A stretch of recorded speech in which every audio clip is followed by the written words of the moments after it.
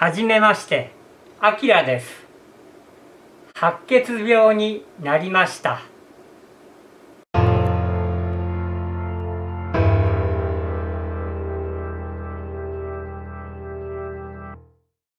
なぜ自分が白血病にならなければならなかったのか、答えなんかないんです。改めまして、白血病サバイバーのあきらです。どうぞよろしくお願いします。自分の病名は急性骨髄性白血病です。それを聞いて、よし、おっさん頑張れと思われた方、ぜひチャンネル登録、そして高評価よろしくお願いします。2023年の終わりから2024年4月の終わりまでおよそ4ヶ月間ですね、入院をしておりました。で、なんとか退院という運びになりまして、自宅からの通院、薬を飲みながらの治療というような、そういう形になったんですけれども、帰宅してからの生活に、慣れるのに少し時間がかかる。2週間ぐらいしてだいたいペースがつかめてきたかなというあたりで、ちょっと体調面が不安定になりまして、通院した時に主治医の方からちょっと血液検査の値もだんだん悪くなってきている、このまま悪くなっていくとまた再入院ということもありますよというお話がありまして、週2回の通院になりましてですね、通っていたんですけれども、結果的に退院していた期間が、1ヶ月半ですね。その後結果的に再入院、これが結構長引きまして40日間でしょうか。そして先週末ようやくまた退院して、帰宅することができました。現在そのような状況です。ここまで闘病を続けてきまして、そしてこれはこの先々までまだずっと続いていくものなんですけれども、やはり当初は白血病ということをですね、あまり知識もなく入院してしまいましてですね、逆にそれがすごく良かった面もあるんです。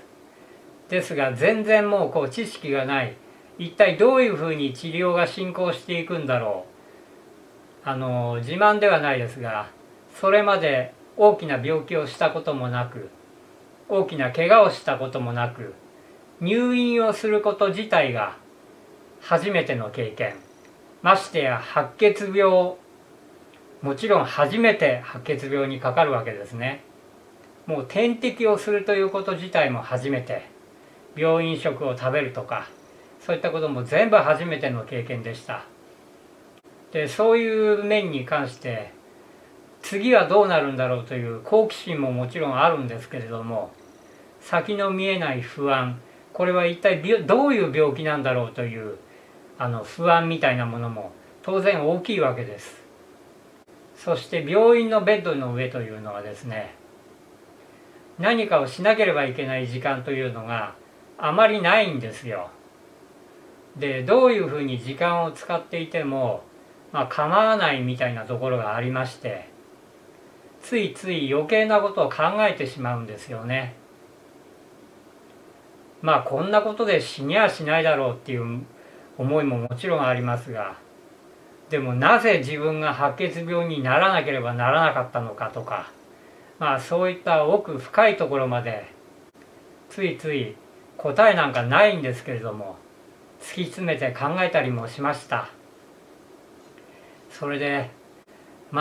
結局のところですね、下を向いてばかりいて生きていても、前を向いて生きていてもですね、同じ時間なわけです。それでだんだん考え方がですね、少しずつじゃあこの先こういうことができるのかなとか、いろいろ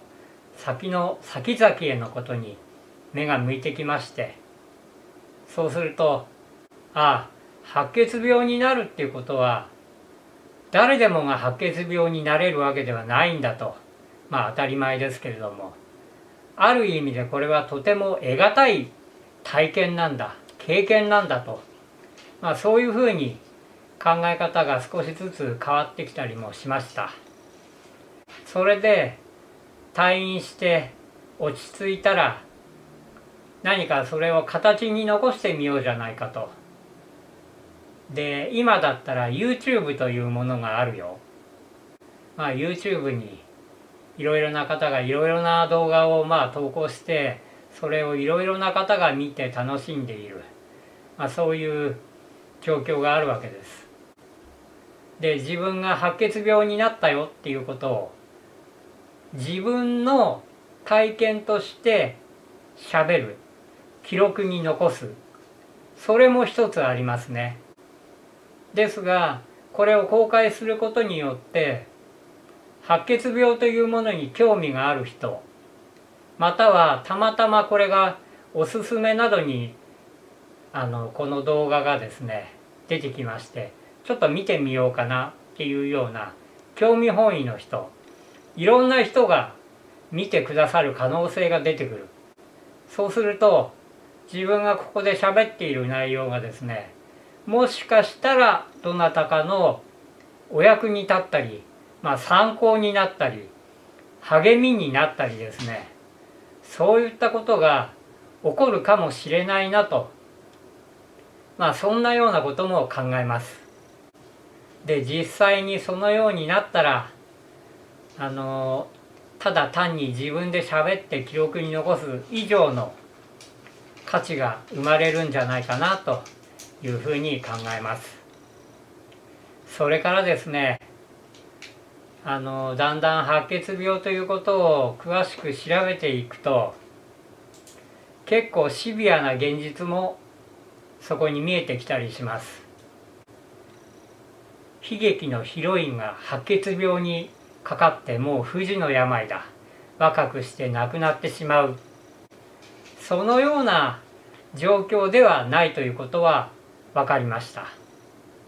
案外生き延びて、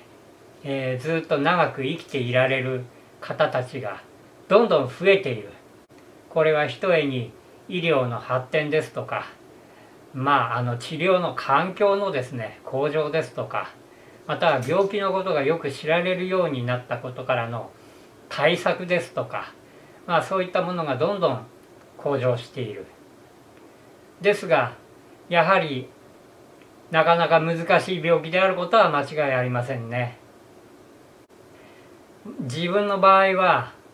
薬での治療というのは途中でもう諦めざるを得なくなりまして、移植による処置を行っています。この移植をするということ自体でもうすでに生と死の狭間にいるような、移植をしたその状態でですね、退院を迎えられる方はだいたい7割ぐらいなんじゃないかと主治医の方から説明がありました。3割ぐらいの方はさまざまな感染症ですとか合併症などでですねお亡くなりになってしまうよと、改めてその現実を突きつけられましてね、いやいや自分はこれだけまだ元気なんだから、まさか自分は生き延びられるだろうと、そのように思ってはいるんですけれども、やはり心のどこかで、いやもしかしてその3割の方に入ってしまう可能性だってあるわけだからと思う気持ちも残ります。そしてこれからのことですね、仮に退院できたとしてもその後の、経過、ネット上を調べると何年間の生存率などというものがデータとして出ています。おおむね数年前のデータということで、今はもっと改善されていると思いますけれども、そうするとですね、結構シビアな数字がそこで見えたりするんですよ。やはり不安になりますね。自分は今そこまで体がきつくはないし、元気なつもりですけれども、いつどうなってしまうかわからないというような、やはり不安とか危機感とか、そういったものもありますね。そういう恐れのようなもの、それを動画の中でお話しすることによってですね、皆さんに聞いていただきたい、それによって心を紛らわせたいとか、そういう気持ちも少なからずあることは確かです。ともあれ、そのような状況なので、このチャンネルを今後どこまで続けていけるかっていうのはまだまだ不透明な部分も大きいですが、とにかく、自分がどのような経緯で白血病が発覚したのか、そして入院してどのような治療が行われて今に至るのか、そして現在の様子ですね。現在退院してこのような生活を送っていますよというようなことをですね、織り交ぜながらお話をしていきたいと、このチャンネルはそういうチャンネルでいきたいなと思いまして、まず第1回目こちらの動画を上げさせていただいています。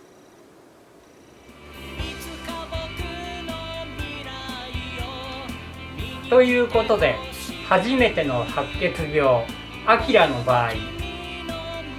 今回の動画はここまでとなります。また次回以降もぜひご視聴いただけたらと、願っております。今後ともどうぞよろしくお願いします。